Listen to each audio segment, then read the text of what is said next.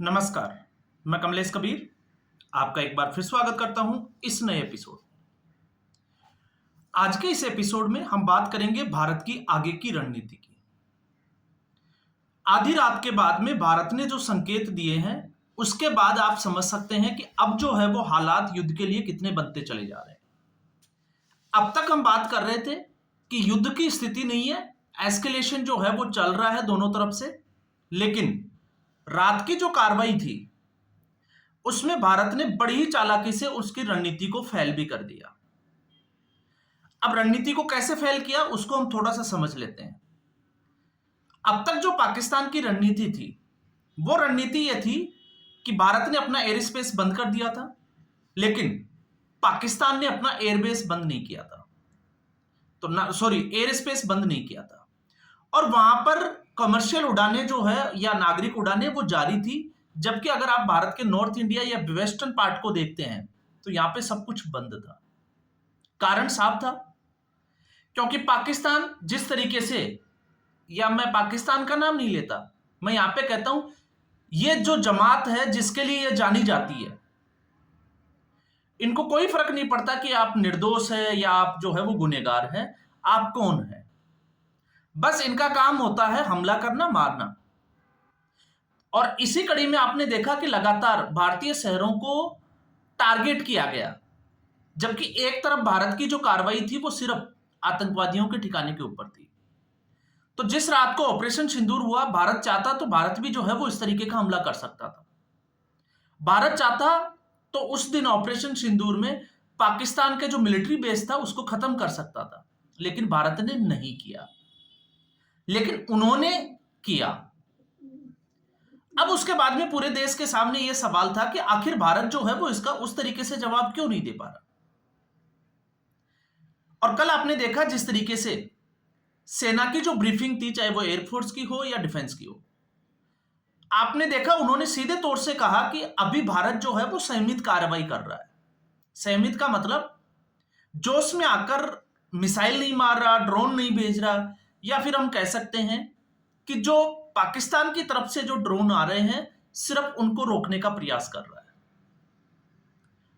अब कल शाम की आप देख लीजिए, तो इससे पाकिस्तान की जो रणनीति है उसको थोड़ा समझना आसान हो जाता है। पाकिस्तान की अब तक की जो रणनीति है वो कहां घूमती है। पाकिस्तान, क्योंकि खबर है कुछ जगहों से कि बिना बारूद के, बिना जो है वो विस्फोटक सामग्री के ड्रोन छोड़े गए। तो खाली ड्रोन छोड़ने का मकसद क्या है? तो खाली ड्रोन छोड़ने का मकसद है भारत को उलझाए रखना, आर्थिक नुकसान करना। दूसरा हम इसको यह भी समझ सकते हैं, आर्थिक नुकसान के अलावा लगातार जो है वो इस तरीके की हरकत करके लोकेशन को ट्रैप करना, यह भी जो है वो पाकिस्तान का एक बड़ा, जिसको हम कह सकते हैं कि इसमें रणनीति समझी जा सकती है। पाकिस्तान का एयर स्पेस बंद नहीं करना। क्यों नहीं करना? क्योंकि ये जो जमात जिसकी हम बात कर रहे हैं, ऐसा नहीं है कि ये दूसरों को ही मार सकती है। आपने देखा ना कि आतंकवादियों ने पाकिस्तान में भी धमाके किए हैं, तो इनको अपने नागरिकों से कोई मतलब नहीं है। अगर नागरिकों से मतलब होता तो जिस दिन आपने देखा ऑपरेशन सिंदूर का फर्स्ट पार्ट जब लॉन्च हुआ था, उसके बाद में शायद इस एयर स्पेस बंद कर देना चाहिए था। और पाकिस्तान की अगर आप लोकेशन देखोगे तो पाकिस्तान कोई बहुत चौड़ा देश नहीं है, मतलब ज्योग्राफिकली फैलाव की बात कर रहा हूं मैं, क्षेत्रफल से एक नैरो है, लंबा है, नैरो है। तो ऐसी स्थिति में पाकिस्तान के जो एयरबेस है वो भारतीय सीमा से ज्यादा दूर भी नहीं है। तो पाकिस्तान अपने नागरिक जो उड़ाने हैं वो रद्द नहीं कर रहा। क्यों नहीं कर रहा? उसके पीछे की रणनीति ये थी कि वो उसके पैरेलली जो है वो इन ड्रोनों से और मिसाइल, या हम कह सकते हैं कि ड्रोन भेज रहा था। अब भारत की मजबूरी ये थी कि भारत जाना जाता है कि भारत जो है वो किसी भी तरीके से सिविलियंस के ऊपर अटैक नहीं करेगा, और वो भारत की इसी जो जिसको हम कहते हैं कि संवेदनशीलता और सहनशीलता का फायदा अब तक उठा रहा था। लेकिन रात को पाकिस्तान थोड़ा सा ज्यादा जो है, जिसको कहते हैं कि ताबूत में आखिरी कील ठोकने के लिए भारत को मजबूर किया।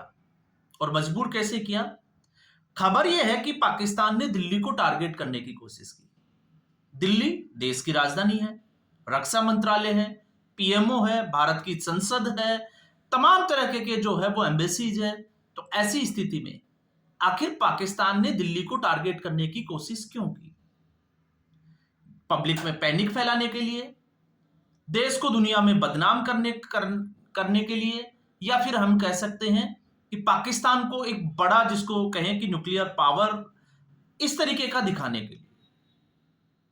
लेकिन जिस तरीके से भारत का S-400 और डीआरडीओ के जो प्रयास थे, मैं डीआरडीओ के प्रयास और एयर स्पेस S-400 की बात इसलिए करता हूं क्योंकि भारत ने जिस तरीके से पिछले 7-8 साल में रक्षा सौदों की जो डील की बात करें, या जिस तरीके से गोला बारूद, हथियार, इन चीजों के ऊपर काम किया है, वो इसी आज के दिन के, या हम कहें कि इस समय के लिए ही किया था। क्योंकि अच्छे से पता है भारत सरकार को कि ऐसा कुछ समय जो है वो आएगा और उसमें भारत को अपनी ताकत दिखानी पड़ेगी। तो पाकिस्तान की उस मिसाइल को भारत ने हवा में ही मार गिराया, और खबर यह है कि वो सिरसा के आसपास जो है वो उसका कहीं मलबा गिरा था। इसके अलावा फिरोजपुर से भी खबर आई कि पाकिस्तान का एक ड्रोन, जिसको जो है वो हवा में मारा गया, तो आग की लपटों के साथ वो किसी के घर पे गया और वहां पर 3 लोग जो है वो झुलस गए और वहां पे खड़ी कार में आग भी लग गई। उसके कुछ विजुअल्स भी थे। और इसके अलावा बाकी जो है वो एक के बाद एक सीरीज में पाकिस्तान ड्रोन और मिसाइलें भारत की तरफ छोड़ता रहा। तो आधी रात के बाद में, क्योंकि आपने देखा होगा प्रधानमंत्री Narendra Modi high level meeting जो है वो 10 बजे के आसपास कर रहे थे, तो उसके बाद में पाकिस्तान की इस रणनीति को तोड़ने के लिए भारत ने जिस तरीके से अपनी मिसाइलें छोड़ी, वीडियो फुटेज तक डाल दिए, और पाकिस्तान के 4 एयरबेस तबाह कर दिया। तबाह करने का मतलब आप इसको ऐसे भी समझ सकते हैं कि आप मान के चलिए, पाकिस्तान जब सुबह 4 बजे प्रेस कॉन्फ्रेंस कर रहा है तो उसकी अहमियत भी आपको समझ में आ जाएगी कि पाकिस्तान में कुछ बड़ा हुआ है। और बड़ा क्या हुआ है?